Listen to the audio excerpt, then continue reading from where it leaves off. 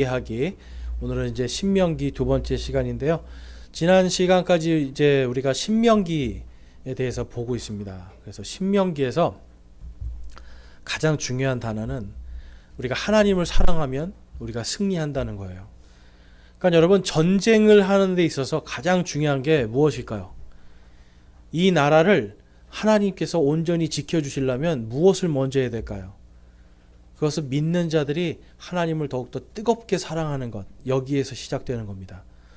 그러니까 누군가를 욕하고 정죄하고 이러한 것이 아니라, 성경에 보면 하나님께서 지금 계속 보여주시는 것은 하나님을 신뢰하라는 거예요. 그래서 하나님을 신뢰하는 것이 곧 하나님을 사랑하는 것이고, 하나님의 명령들을 듣고 지키는 것이 하나님을 사랑하는 것이고, 그러니까 여러분, 하나님을 사랑한다라고 하는 것은 반드시 이 삶 속에 그것이 증명이 돼 보여야 되는 거예요. 그래서 많은 사람들이 예수님을 믿고 믿음으로 구원받는 것, 여기까지를 배우니까 믿고 구원받는 거는 잘 돼요. 그런데 믿고 구원받고 하나님을 사랑하는 이것이 표현돼야 되는, 일하여 드러내 보여야 되는 이것이 잘 안 된다는 거예요. 그런데 하나님은 우리가 믿고 구원받는 것 당연히 기뻐하시고, 그 다음에 그분을 사랑하는 것을 세상 속에서 증거하는 것을 더 기뻐하십니다. 그래서 신명기는 다른 것이 아니라 하나님께서 이스라엘 백성에게 그분을 사랑하는 것을 세상에 보이라, 이 말씀이에요. 율법을 왜 주신 거예요? 세상에 하나님이 살아계시고 또한 하나님이 우리를 사랑하신다라는 걸 증명해 보이는 겁니다. 그래서 여러분, 율법이라는 것은 다른 것이 아니라 우리가 하나님을 사랑하는 방법들이에요. 그래서 지난주에 보니까 하나님께서 우리에게 율법을 주신 이유가 우리가 다 어떻게 살기를 바라서 주셨다고요? 우리가 행복해지기 위해서. 하나님이 원하시는 것은 저와 여러분이 행복하기를 바라시는 거예요.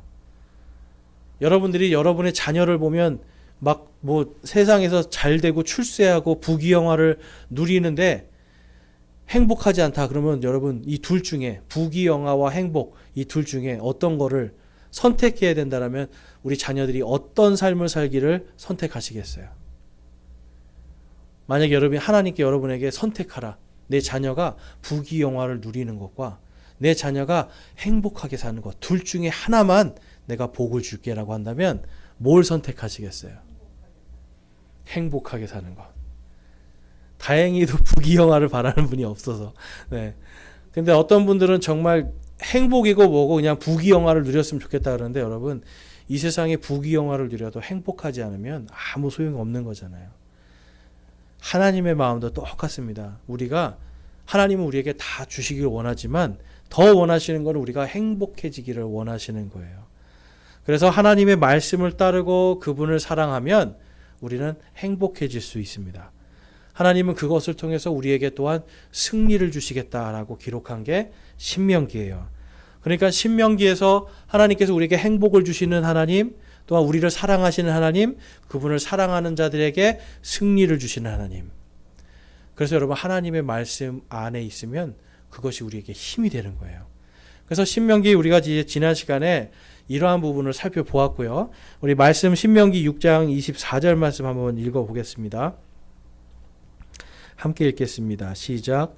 또 항상 우리가 행복하도록 주께서 우리에게 이 모든 법규를 행할 것과 주 우리 하나님을 두려워할 것을 명령하셨으니 이것은 그분께서 이날과 같이 우리를 살려 보존하려 하심이라. 아멘.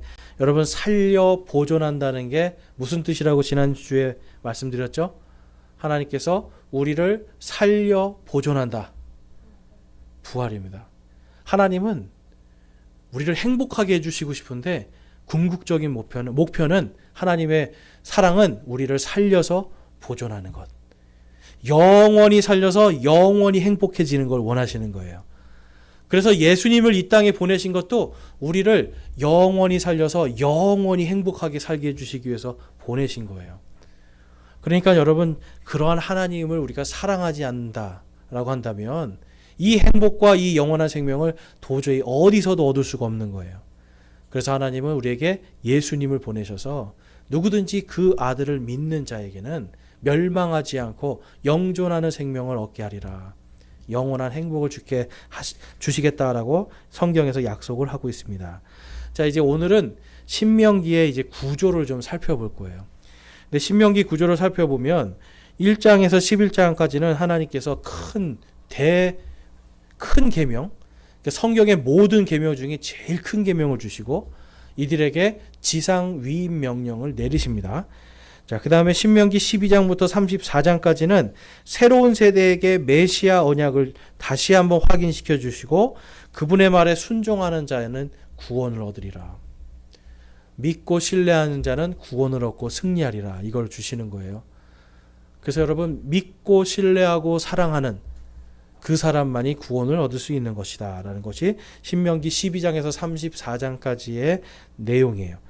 그래서 먼저 1장에서 11장까지 내용을 좀 살펴보면 이게 새로운 세대에게 하나님의 경륜에 대해서 말씀해 주고 있어요. 자, 경륜은 하나님의 말씀이 성취되는 걸 말하는 겁니다. 그래서 경륜은 하나님의 경영하시는데 그냥 여러분 우리가 회사를 만들 때도 회사를 운영할 때도 분명한 목적이 있잖아요. 경영을 하는 게 그냥 쭉 내가 밥 먹고 살기 위해서 하는 것보다도 회사를 차릴 때 분명히 이 회사는 어떤 회사가 되리라 하는 분명한 경영 철학과 목적을 가지고 세워지거든요. 하나님도 똑같으세요. 하나님이 우리를 구원하시잖아요. 분명한 목적과 계획을 갖고 계시고 그것을 우리 안에서 성취하시는 것. 이것이 하나님의 경륜입니다. 그래서 하나님은 이 이스라엘 백성에게 바로 그 경륜이 무엇인가를 가르쳐 주시기 위해서 1장부터 11장까지 말씀을 기록해 놓으셨는데 먼저 1장에서 4장까지를 보면은 이제 가나안 땅의 언약을 다시 한번 가르쳐 주시는 거예요. 내가 너희에게 가나안 땅을 상속해 주리라. 그러니까 여러분 가나안 땅을 상속해 주시겠다라고 하나님이 미리 말씀하셨어요. 그런데 지금 그 땅에는 사람이 살고 있습니까? 안 살고 있습니까? 당시에 살고 있었어요. 더군다나 그냥 사람들이 아니라 키가 막 한 3m 넘어가는 거인들이 살고 있고요. 여러분 거인들이 살면 생각해 보세요. 제 키가 한 180인데요. 제가 살기에 괜찮은 집의 높이는 지금 한 요 정도 됩니다. 한 4m, 5m. 그러면 키가 만약에 한 3m, 4m 정도 되는 사람들이면 집이 얼마나 겠어요? 엄청나게 커야 되잖아요. 그러면 그런 사람들이 살고 있는 성벽은 어떻겠어요? 엄청나게 높아야 되잖아요. 지금 여러분 이 이스라엘 백성들은 감히 상상도 못하는 거예요. 그 엄청나게 큰 성들과 그러한 거인들과 지금 맞서서 싸워야 되는데 하나님께서 딱 말씀하시는 거예요. 내가 너의 조상들에게 말한 약속한 그 가나안 땅 내가 갖게 해주리라. 너희가 다시 그것을 회복하게 해주리라 언약을 하시죠. 그리고 그 언약을 내가 성취하리라 약속해 주시는 거예요. 성경에 보면 하나님이 같은 말을 2번, 3번 하실 때가 있어요. 왜 2번, 3번 하실까요? 반드시 성취하리라. 자, 우리 한번 따라해 보겠습니다. 하나님은 반드시 성취하신다. 여러분 이게 하나님의 언약의 신비예요. 이게 하나님의 경륜이에요. 미리 말씀하시고 반드시 성취하십니다. 그래서 1장에서 4장까지는 바로 그거를 다시 한번 확인시켜 주시는 거예요. 자, 1장 29절에서 30절 같이 한번 읽어보겠습니다. 시작. 그때에 내가 너희에게 이르기를 그들을 무서워하지 말라 두려워하지 말라 주 너희 하나님께서 이집트에서 너희를 위하여 너희 눈앞에서 모든 일을 행하신 것 같이 너희보다 앞서가시는 그분께서 너희를 위하여 싸우시리라. 아멘. 누가 앞서가신대요? 하나님께서. 여러분 우리가 이걸 잘 기억하셔야 돼요. 내가 하나님보다 앞서가려고 하면 이게 교만이에요. 하나님이 기다리라고 하시고 멈추라고 하는데 내가 하나님보다 앞서가면 이게 교만이에요. 그래서 지난주에 보니까 하나님께서 구름 기둥과 불 기둥이 쫙 움직일 때 이 백성들이 광야를 쫙 움직였어요. 그것을 따라서 멈춰 있으면 거기서 그냥 쉬면서 안식했어요. 여러분 우리가 인생에 있어서 뭔가 하나님이 우리를 멈추게 하실 때가 있어요. 때로는 아픔, 질병이나 어떤 어려움들로 내 인생이 더 앞으로 나가지 않고 멈추고 있잖아요. 그러면 그때가 무슨 때예요? 그때가 안식할 때예요. 그때가 하나님이 주시는 안식할 때예요. 그러니까 그때는 여러분 내가 왜 못하지 막 불평불만할 게 아니라 그때는 하나님 주신 안식이구나. 안식을 주셔서 감사합니다라고 차라리 그냥 푹 쉬는 거 좋아요. 차라리 푹 쉬고 하나님이 주시는 안식 안에서 하나님의 뜻과 계획을 기다리는 것. 이것이 더 중요합니다. 그러니까 하나님은 이 1장과 4장에서 그거를 보여주시는 거예요. 내가 먼저 가리라. 내가 너희들 앞서가서 어떤 대적도 내가 다 이기리라. 그러니까 여러분 하나님만 사랑하고 신뢰하면 하나님이 먼저 가서 다 싸우시니까 얼마나 쉬워요. 인생 참 쉽죠. 여러분 하나님을 신뢰하면 인생이 참 쉬워져요. 앞에 가서 먼저 싸우시기 때문에 내가 가서 할 일도 없고요. 또 성경에 보니까 하나님께서 복수는 나의 것이니 너희는 복수하지 말아라. 오히려 원수를 사랑하고 축복해라. 이 말씀하시잖아요. 왜 그래요? 하나님께서 먼저 가셔서 역사하시기 때문에. 그러니까 여러분 우리는 하나님 안에 있으면 염려와 걱정이 없는 거예요, 사실은. 그래서 두려워하고 두려워할 대상은 오직 하나님밖에 없는 거예요. 그래서 하나님께서는 언제나 우리에게 무서워하지 말라, 두려워하지 말라. 내가 앞서가서 행하리라. 이것을 약속해 주십니다. 그래서 하나님께서는 이 이스라엘 백성들에게 대위임 명령을 하나 주세요. 자, 신명기 4장 9절 말씀 보겠습니다. 함께 읽을게요. 시작. 오직 너는 스스로 조심하며 힘써 내 혼을 지키라. 내 눈이 본 일을 내가 잊어버릴까 염려하노라. 내 평생 동안 이 일들이 내 마음에서 떠날까 염려하노라. 오직 그 일들을 내 아들들과 내 손자들에게 가르치라. 아멘. 여러분 사람이 어떤 것을 기억할 때 제일 좋은 게 뭔지 아세요? 내가 몰라도 그거를 다른 사람한테 가르칠 때예요. 제가 중학교 때 중학교 1학년 때 성적이 반에서 몇 등이었을까요? 꼴등은 좀 너무하네요. 제가 38등이었어요. 반에 48명인가 근데 38등이니까 뒤에 한 10명 있었죠. 근데 저는 그래도 제가 한 중간쯤 하는 줄 알았어요. 근데 어느 날 선생님이 오셔서 야, 네 뒤로 10명밖에 없다. 어떻게 할래? 그러시는 거예요. 그래서 제가 충격을 받았어요. 그래서 그때부터 제가 공부를 해서 중학교 3학년 때 제가 반에서 10등 정도를 했습니다. 엄청나게 끌어올렸죠. 근데 그 비결이 뭐였냐면 애들한테 하나도 모르면서 아는 척하고 가르쳐 주는 거예요. 제 성격엔 이게 맞더라고요. 그러니까 사람들한테 계속 가르쳐 주는 거예요. 역사도 계속 야 이거 알아? 하면서 계속 가르쳐 주고. 그러니까 계속 가르쳐 주는 걸 하다 보니까 제 머리에 남아버려요. 지금 하나님이 이거 말씀하시는 거예요. 내 자녀들, 내 손자들, 그 아이들에게 하나님께서 출애굽을 시키실 때 그 모든 역사를 계속 가르치라는 거예요. 그러면 너도 잊어버리지 않고 아이들도 잊어버리지 않고. 하나님은요 다음 세대를 위해서 그리고 이 땅의 모든 사람들을 위해서 그분의 모든 경륜을 다 가르치기를 원하세요. 마태복음 28장 19절에 가도 예수님께서 그 교회에게 명령을 하시잖아요. 너희들은 모든 민족들에게 가서 아버지와 아들과 성령의 이름으로 침례를 주고 내가 너희들에게 명령한 모든 것들을 가르쳐 지키게 하라. 이 말씀하시는 거예요. 가르쳐 지키게 하라. 여러분 그리스도인들은요 또한 이 하나님의 사람들은요 항상 첫 번째가 뭐냐면 하나님의 말씀을 가르쳐 지키게 하는 거예요. 이게 교회에게 주신 예수님의 대위임 명령이고 신명기 4장 9절 말씀은 하나님께서 이스라엘 백성들에게 주신 대위임 명령이에요.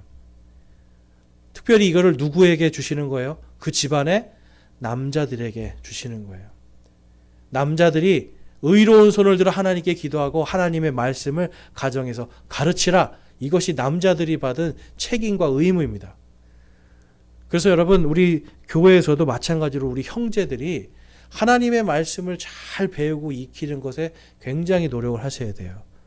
그래도 지금 여기 나와 있는 분들이 전부 다 그러한 열심히 있으셔서 제가 너무 감사하고 정말 하나님은 다음 세대와 그 다음 세대에게 내일 지구가 멸망하더라도 하나님의 말씀을 온전히 전하는 그 사명을 잘 하기 바라시는 거예요. 그래서 저와 여러분은 하나님의 말씀을 받은 자들입니다.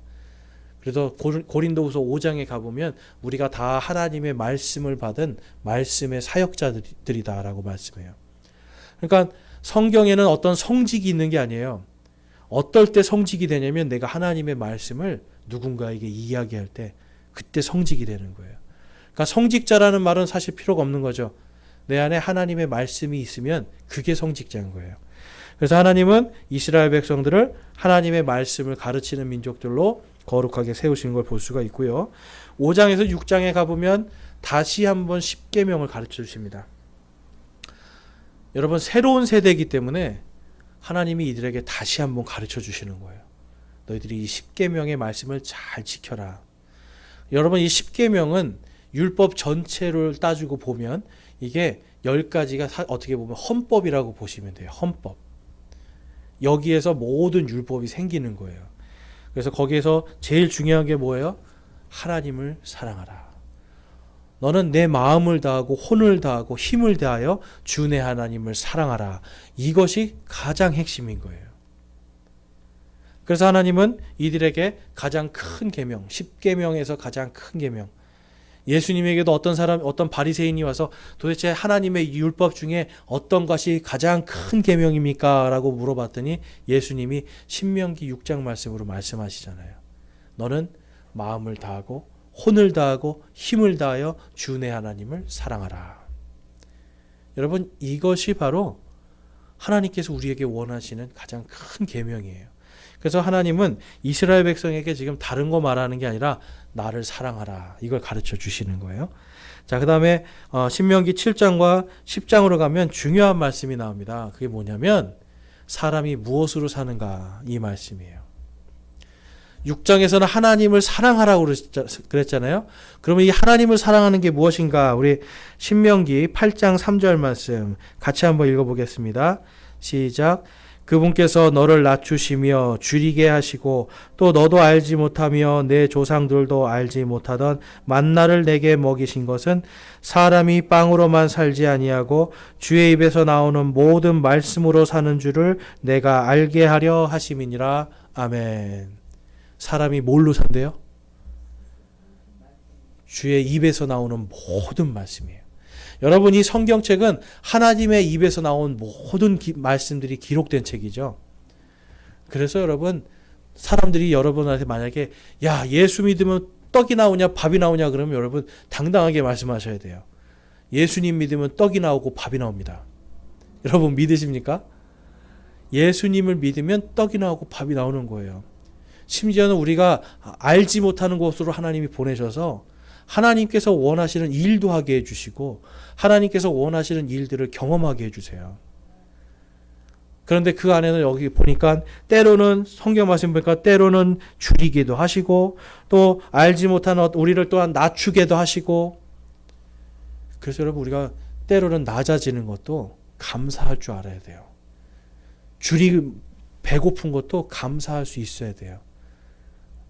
왜 그렇습니까? 왜 그걸 주시는 거예요? 왜 우리를 낮추시고 왜 우리를 배고프게 하시는 거예요? 사람이 뭘로 사는 것을 알게 하기 위해서? 말씀으로. 여러분 진짜 하나님의 말씀으로 살면 배고픈데 잠깐 배고프다 금방 배불러져요. 제가 이게 그냥 여러분에게 기복주의로 말씀드리는 게 아니에요. 하나님을 사랑하고 하나님이 우리를 사랑하시잖아요. 그리고 우리가 그분을 사랑하시잖아요. 그러면 하나님의 뜻대로 살려다가 배고프죠? 하나님이 반드시 먹을 걸 주시는 거예요. 하나님의 뜻대로 사는데 우리가 추워지죠? 하나님이 반드시 입을 걸 주시는 거예요. 왜냐하면 우리가 그분의 자녀이기 때문에. 그래서 하나님의 말씀으로만 살 수 있구나라는 걸 깨닫게 해주시는 하나님이심을 저와 여러분이 믿으시기 바랍니다. 자, 그 다음에 신명기 12장부터 34장 이게 이제 신명기 후반부라고 볼 수 있는데요. 여기에는 이제 뭐냐면 장래에 있을 구원의 경륜들에 대해서 말씀하는 거예요. 여러분 제가 이제 주일날 우리가 특강 했잖아요. 요한계시록 이제 말씀을 중심으로 해서 이제 신천지 이런 그 2단 특강을 했는데 그 이단 특강을 딱 들으면서 여러분들은 소망이 생기셨어요? 아니면 와, 우리도 저 환난기에 들어가서 우리도 엄청난 진노에 들어가고 고생하고 이런 두려움과 슬픔이 들어오셨어요? 하나님의 말씀 안에 살면 그것이 무엇인지 분명히 분별을 하면 우리가 행복해질 수 있어요. 근데 그게 안 되니까 사람들은 두려워서 자꾸 이단들로 빠져 들어갑니다. 미래에 대한 소망이 없는 거예요. 그런데 신명기 지금 후반부에 하나님께서 새로운 세대들에게 미래에 대한 구원의 소망을 정확히 주시는 거예요. 그래서 그 구원에 대한 정확한 소망 속에서 11장과 12장에서는 이제 가나안 땅의 우상들, 그러한 악한 풍습들과 동화되지 말아라. 여러분, 우리 그리스도인들도 똑같습니다. 여러분, 만약에 우리가 어디 회사에 갔는데 그 회사는 전부 다 일주일에 한 번씩 모여서 술 먹는 문화예요. 그럼 나는 그리스도인으로서 내가 술을 안 먹으면 어떻게 되겠어요? 왕따 당하기도 하고 피해를 보겠죠. 얼마 전에도 어떤 청년이랑 이야기하는데 회사에 가서 자기가 술을 안 먹으면 왕따 당할까 하는 두려움이 있대요. 하나님의 말씀이 아무리 술을 먹지 말라고 해도 자기가 감당을 못 하겠다는 거예요. 그래서 제가 술을 안 먹겠다고 한번 당당하게 맞서봐라. 오히려 그 사람들을 네가 지배하게 될 것이다. 술 먹는 사람들에 가서 밑에서 술 먹으면 여러분 결국 가서 뭐 하고 있는지 아세요? 회사 가면 두 손 들고 술 따라주기 바빠요. 그 사람들한테 술 받쳐주기 바쁘잖아요. 그런데 나는 예수님을 믿기 때문에 술을 먹지 않습니다라고 하면 오히려 어떻게 될까요? 술 먹는 사람들이 나중에 저 사람은 술 안 먹는 사람이야. 저 사람은 진짜 예수님 믿는 사람이야. 저 사람은 사이다 좀 시켜주세요. 내가 시키지 않아도 그 사람들이 먼저 시켜줘요. 사이다 시켜주라고. 하나님의 말씀에 들어가서 우리가 다른 이방인들의 악한 풍습들과 우상숭배나 이러한 것들을 완전히 우리가 끊어버리고 하지 않을 때 오히려 거룩해집니다. 하나님은 그것을 말씀하시고 그것으로 우리가 세상을 승리할 수 있다. 이걸 말씀해 줘요. 그 다음에 13장에서 17장에 가면 대언자나 꿈꾸는 자들에게 귀 기울이지 말라고 말씀해요. 그래서 여러분, 우리 형제님들은 꿈을 잘 안 꾸는데 자매님들은 꿈 잘 꾸시죠. 그래서 나 이런 꿈 꿨어, 나 저런 꿈 꿨어 그러는데 성경에는 내가 꿈을 꾸었도다 하는 자들의 말을 듣지 말아라 라고 이야기하세요. 네, 나는 진짜 했는데, 그러니까 꿈을 꿨는데 뭐 이랬다, 뭐 꿈을 꿨는데 이랬다, 뭔가를 뭐 봤다, 막 이런 거 하잖아요. 그런데 지금 신명기에서 새로운 세대에게 말씀하시는 거예요. 그러한 자들에게 귀 기울이지 말고 오직 하나님께서 기록하신 말씀을 사랑하라는 거예요. 자, 왜 그럴까요, 여러분? 하나님께서 여러분 그거를 완전히 다 하나님께서 하지 말라고 하는 이유가 있어요. 사람은 누구나 다 종교성이 있어요. 영적인 부분이 있다라는 거예요. 그래서 어떨 때는 정말 하나님의 뜻에 맞게도 이야기할 때가 있어요. 하나님의 뜻에 맞는 꿈을 꾸기도 해요. 왜냐하면 내 안에 하나님의 말씀이 있으니까. 그런데 분명히 오류의 꿈도 꾼다는 거예요. 잘못된 거. 그래서 하나님의 말씀이 아니라 누가 꿈을 꿨는데 그렇다더라. 그러니까 저 사람 꿈은 좀 용해. 예수님을 믿는데 저 사람 뭐 기도했는데 뭘 봤다더라. 환상을 봤다더라. 막 뭐가 들린다더라. 그럼 이제 거기 가서 귀를 쫑긋하잖아요. 근데 여러분 반드시 그들 안에는 오류의 영이 있어요. 그러니까 그 작은 오류가 나중에 큰 문제를 만들거든요. 그러니까 하나님은 그러한 자들의 말에 귀 기울이지 말고 하나님의 기록된 말씀에 귀 기울여라. 귀 기울이는 것이 가장 복된 길이다라고 13장에서 17장 여기서 말씀하는 거예요. 그래서 여러분, 내가 꿈을 꿨는데 어쨌든 말할 수 있어요. 내 꿈 꿨는데 나 이런 꿈 꿨어요. 근데 여러분, 그거는 그냥 참고하지만 하나님의 말씀이 아니니까 그거를 무조건 따라갈 필요는 없다. 반드시 기억하시기 바랍니다. 네. 그러니까 하나님께서 원하시는 게 그것이다. 그래서 하나님의 말씀에 순종하고 그거를 사랑하는 것, 이것을 가장 최우선으로 생각하라, 이 말씀이에요. 그 다음에 18장에 가면 중요한 말씀이 나옵니다. 하나님께서 모세와 같은 한 대언자를 일으키시겠다라고 말씀을 해요.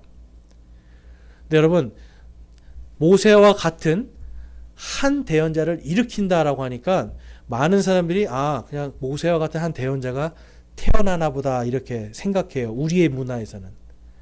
한국 사람의 문화에서는 어떤 사람을 일으킨다 그러면 그 사람을 이렇게 잘되게 일으키거나 아니면 태어나게 하거나 이제 이런 개념인데, 이스라엘 사람 백성들에게서는 하나님께서 일으킨다라는 것은 부활의 개념이 반드시 들어갑니다. 그래서 신명기 18장 18절을 보면, 내가 이제 2페이지입니다.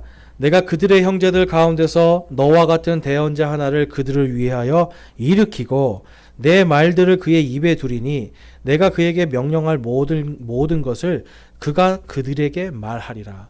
미래에 대한 이야기 하시는 거예요. 그런데 그들을 위하여 일으키고, 영어로는 raise up입니다. raise up. 영어에도 you raise up 뭐 이런 무슨 미국 찬양이 있는데, 사실 그건 나를 일으킨다는 게 아니라, 사실 어떻게 보면 그 찬양이 그걸 뜻한다는 게 아니라, 성경에서 raise up은 무덤에서 죽은 자 가운데서 일으킨다라는 뜻이 있어요. 그래서 하나님께서 죽은 자 가운데서 일으킨 바로 부활한 그 사람, 바로 모세와 같은 그 사람의 입에 내 말들을 두리니 너희들은 그의 명령을 들을지니라. 하나님이 명령하세요. 그 사람이 누굴까요, 여러분? 예수 그리스도예요. 근데 유대인들이 그분의 하나님의 말씀을 그분의 입에 담아 두었고 명령하셨는데 그 말을 들었나요, 안 들었나요? 안 듣고 십자가에 못 박아 버리잖아요. 그래서 그들은 파멸하게 되는 겁니다. 하나님께서 분명히 신명기 18장 18절에서 내가 모세와 같은 대언자 하나를 일으키겠다. 여러분, 이 말씀 때문에 유대인들은 지금도 뭐라고 믿냐면 모세도 부활했구나 이렇게 믿어요. 근데 이건 성경에 나오지 않으니까요. 성경에 보면 신명기 후반부에 가면 모세가 죽을 때까지 기력이 단 하나도 쇠하지 않았다고 그래요. 그래서 유대인들은 그냥 그들의 전통 안에서 모세도 하나님이 부활시키지 않았나? 이렇게 믿고 있는 거예요. 그래서 이 사람들 머릿속에는 메시아, 그들의 구원자는 반드시 부활해야 된다라는 조건이 있어요.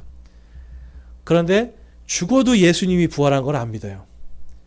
그게 싫은 거예요. 만약에 예수님이 로마라고 하는 제국을 뒤집어 엎었다라면 믿었을 거예요. 그런데 예수님은 그들에게 무엇으로 다가가셨어요? 로마 사람들에게도 사랑으로 가셨잖아요.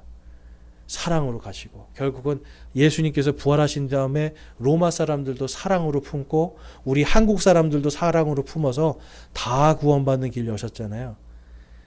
이것을 이 유대인들은 기뻐해야 되는데 오히려 그들은 이것에 싫은 거예요. 우리만 구원해 주셔야 되는데, 우리만 온 땅을 다 다스려야 되는데 왜 하나님이 이방인들을 세우실까? 그래서 예수님을 싫어하는 거예요. 그런데 성경은 분명히 하나님께서 모세와 같은 한 대언자를 내가 일으킬 것이다. 부활시킬 것이다. 이거를 말씀하세요. 그 다음에 19장에서 26장에 가면 이제 율법을 지키는 특별한 백성이 되라라고 말씀을 해요. 그래서 거기서 온갖 법들을 다 말씀하세요. 거기 가로에 보니까 여러분 법이 얼마나 되는 것 같으세요? 근데 굉장히 재밌어요. 도피성이라는 걸 해서 자기 변호권을 주세요. 변호할 수 있도록. 이 당시로서는 아주 이러한 일들이 없었거든요. 근데 자기가 우발적으로 저지른 죄에 대해서 변호할 수 있도록 하는 것도 있고요. 뭐 상속법, 위증죄 처벌하는 것, 그다음에 징집을 이제 군대에 면제시켜 주는 법, 뭐 이런 것도 있고요. 뭐 아무튼 전쟁하는 법도 가르쳐 주시고, 미해결 살인 사건도 처리하는 법 가르쳐 주시고, 포로를 어떻게 할까, 포로로 잡힌 여성의 인권에 대한 뭐 법도 만들어 주시고, 여러분 하나님이 정말 세세하게 다 가르쳐 주세요.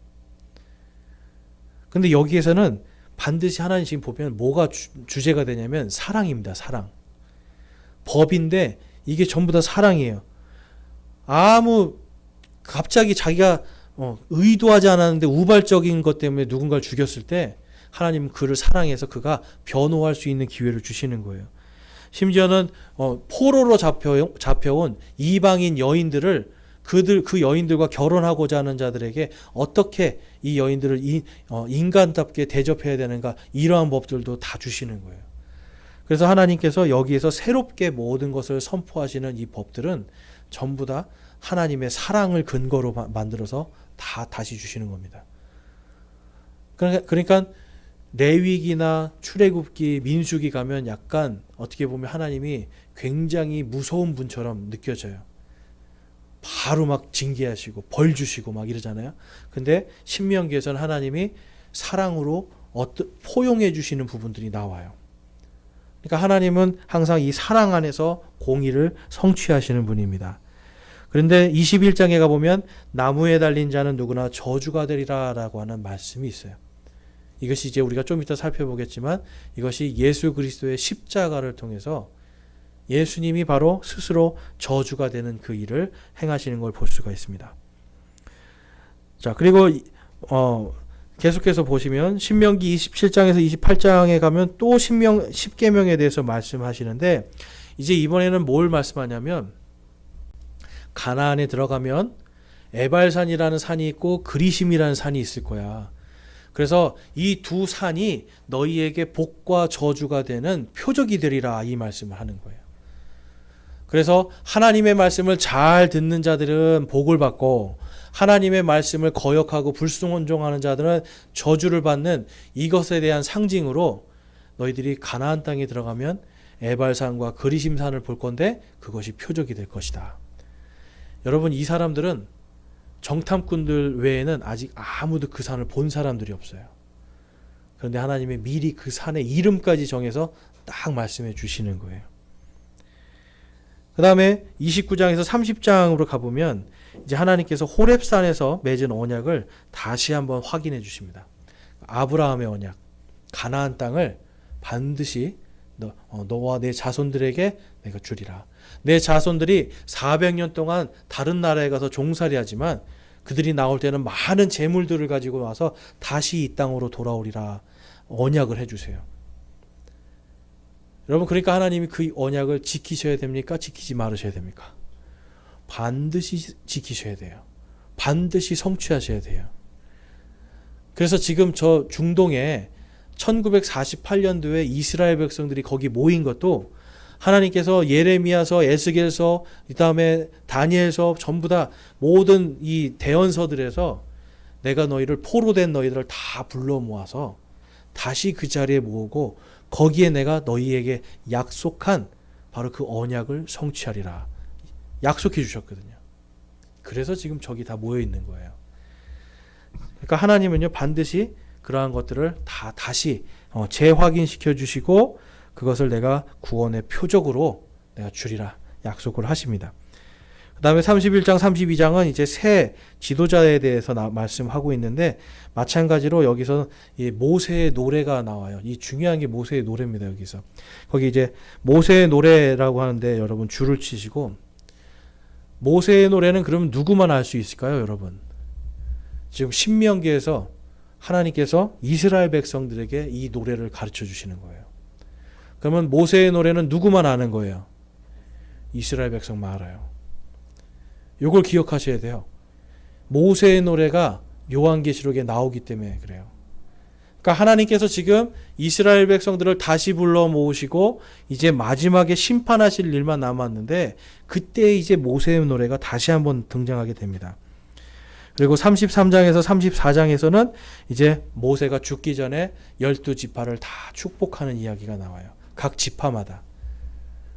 그리고 하나님께서 한 대언자를 일으키신다라고 하는 그 언약, 그것 때문에 거기에 뭐라고 기록이 되어 있냐면 그 뒤로 모세와 같은 대언자가 일어나지 않았다 이렇게 기록이 되어 있어요. 그러니까 하나님께서는 반드시 부활이 전제된 모세와 같은 한 대언자를 말씀하고 있는 걸 볼 수 있어요. 자, 그래서 신명기 속에 있는 예수 그리스도를 우리가 좀 살펴보면 모세와 같은 한 대언자에 대해서 신약 성경은 이렇게 기록을 하고 있습니다. 하나님과 얼굴을 맞대고 부활하신 유일한 분이 예수 그리스도다. 자, 사도행전 3장 22절과 26절 같이 한번 읽어보겠습니다. 시작. 진실로 모세가 조상들에게 이르되 주 너희 하나님께서 너희 형제들 중에 나와 같은 대언자 하나를 너희를 위하여 일으키시리니 그가 너희에게 무엇을 말하든지 너희는 모든 일에서 그의 말을 들을지니라. 하나님께서 자신의 아들 예수님을 일으키시고 너희에게 복을 주기 위해 그분을 먼저 너희에게 보내사 너희 각 사람이 자기의 불법들에서 돌아서게 하셨느니라. 아멘. 모세를 일으킨다는 게 무슨 말인지 설명을 해주죠. 모세를 일으킨다도 영어로 가면 raise up이고요. 예수님을 일으키셨다. 예수님을 어디서 일으키셨어요? 사망에서 일으키셨잖아요. 그것도 raise up으로 써요. 그래서 지금 이스라엘 사람들만 알아듣는 거예요. 여기서는 이스라엘 사람들에게 지금 설교하는데 모세를 일으키시는, 그래서 그 입술에 하나님의 말씀을 담을 테니 너희는 그분의 말을 들을지니라 한 바로 그분이 누구라는 거예요? 부활하신 예수님이다. 이거를 선포하는 거예요. 그래서 여러분 신명기의 말씀이 성취가 된 거를 지금 보여주고 있습니다. 그 다음에 스스로 저주가 되어 나무에 달리신 분. 자, 여러분 이거는 간단합니다. 예수님이 어디에 달려 돌아가셨어요? 십자가가 나무로 되어 있습니까? 쇠로 되어 있습니까? 나무로 되어 있죠. 이스라엘 백성들은 나무에 사람이 달리면 저주받은 자다라고 말을 해요.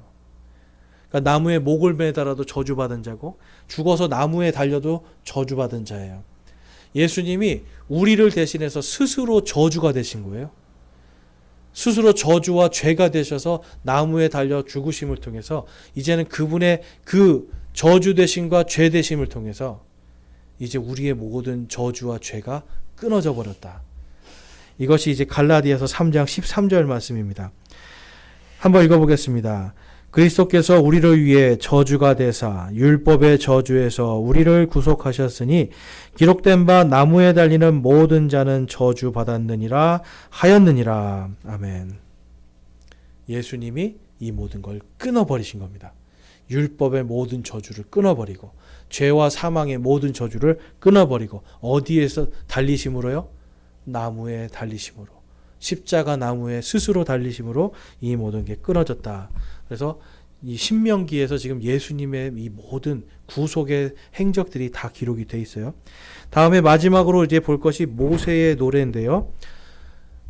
마지막 7년 환란기 때 이게 나옵니다. 그래서 이단들이 전부 다 14만 4천이 누구냐라고 할 때 다 교회이고 한국 사람이라고 하고 막 그러잖아요. 이게 결정적인, 그것이 거짓말이라고 하는 결정적인 증거가 여기에 나와요. 자, 요한계시록 14장에 가보면 14장 1절에 또 내가 바라보니 보라 어린 양께서 시온산 위에 서 계시고 그분과 함께 14만 4천이 서 있는데 15장 2절에서 3절 말씀 또 내가 보니 불 섞인 유리 바다 같은 것이 있는데 짐승과 그의 형상과 그의 표와 그의 이름의 수를 이기고 승리한 자들이 하나님의 하프를 가지고 유리 바다 위에 서서 3절 말씀 함께 읽어보겠습니다. 시작. 하나님의 종 모세의 노래와 어린 양의 노래를 부르며 이르되 주 하나님 전능자여 주의 일들은 크고 놀랍나이다. 성도들의 왕이여 주의 길들은 의롭고 참되나이다. 아멘.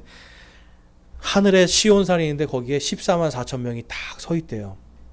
그리고 15장 가니까 거기에 또 수많은 사람들이 그 하나님의 이 유리 바다 위에 거기서 딱 서 있어요. 그러면서 그들이 무슨 노래를 불러요? 모세의 노래를 부릅니다.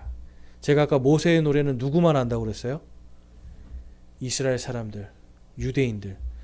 여기 여러분 교회 한 20년씩 다니셨는데 모세의 노래 아시는 분? 모세의 노래 아시는 분 계세요? 네, 이스라엘 사람들은 오늘날도 모세의 노래를 부릅니다. 그러니까 모세의 노래를 아는 민족은 유대인들밖에 없어요. 이스라엘 사람들밖에. 그러니까 마지막 때 14만 4천 명은 누구다? 유대인들이다 라고 하는 증거가 15장에서 또 나옵니다. 그래서 하나님께서 마지막 때 이스라엘 백성들을 다 구원할 것을 신명기 안에 모세의 노래를 통해서 그대로 기록해 놓고 계세요. 그래서 저와 여러분이 이제 신명기 지금 오늘 여기까지 봤는데 신명기 안에 예수님에 대한 모든 구원의 사역이 다 있고요. 하나님은 이것을 통해서 희망과 소망을 주시기 위해서 다음 세대에게 그것을 주시기 위해서 신명기를 쓰셨어요. 그리고 그 모든 것이 요한계시록에서 성취되는 것을 또한 하나님께서 사도 요한을 통해서 기록해 놓으셨습니다.